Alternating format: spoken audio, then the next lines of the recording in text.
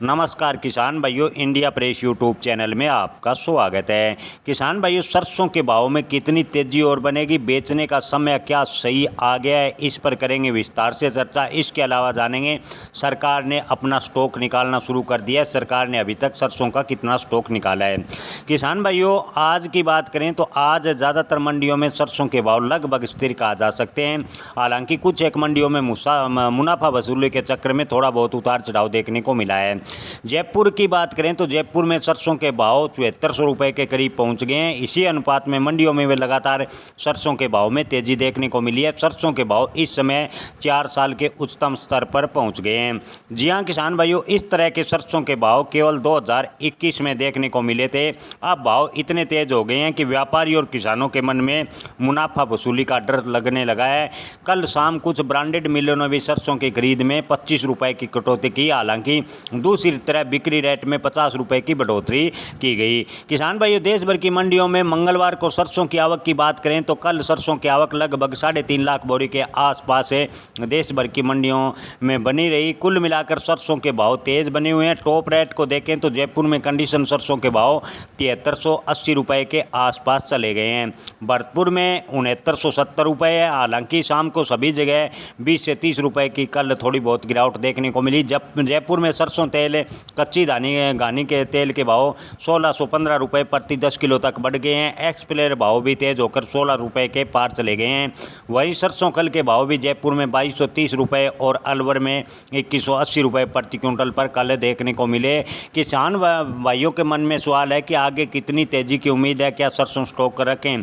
किसान भाइयों, इन दिनों सरसों के बाजार में सप्लाई के दबाव है। इस बीच नाफेड की ओर से करीब आपको बता दें कि 14 जुलाई को 12,800 टन सरसों की बिक्री कर दी गई है, जिसमें हरियाणा, उत्तर प्रदेश, मध्य प्रदेश और गुजरात से नाफेड ने अपना स्टॉक निकाला है।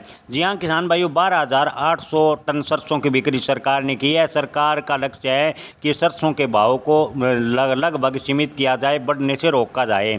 किसान भाइयों, आपको बता दें कि हरियाणा में सरसों के भाव लगभग 6,000 यानी से अधिक यानी 6500 के आसपास टिके हुए हैं। तो वहीं राजस्थान में भी सरसों के भाव 6500 से 7,000 रुपये के बीच बने हुए हैं। सरसों का बाजार अंतर्राष्ट्रीय बाजार को बिल्कुल फॉलो नहीं कर रहा, इसलिए यहाँ से बाजार की चाल का जिक्र करने का कोई लॉजिक ही नहीं है।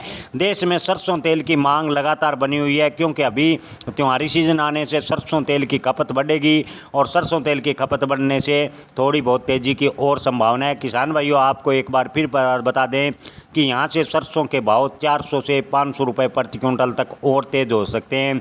हालांकि मुनाफा वसूली की संभावनाएं भी लगातार बनी रहेगी। मुनाफा वसूली के कारण सरसों के भाव में बीच बीच में थोड़ा बहुत गिरावट भी आ सकता है। किसान भाइयों, बाजार में तेजी को देखते हुए नाफेड, जिसके पास 14 लाख टन सरसों का स्टॉक है, अभी स्टॉक बाजार में उतार सकती है। जी हाँ किसान भाइयों, सरसों के भाव कंट्रोल करने के लिए सरकार अपना स्टॉक उतार सकती है। सरसों का स्टॉक की बात करें तो सरकार के पास 14 लाख टन सरसों का स्टॉक है।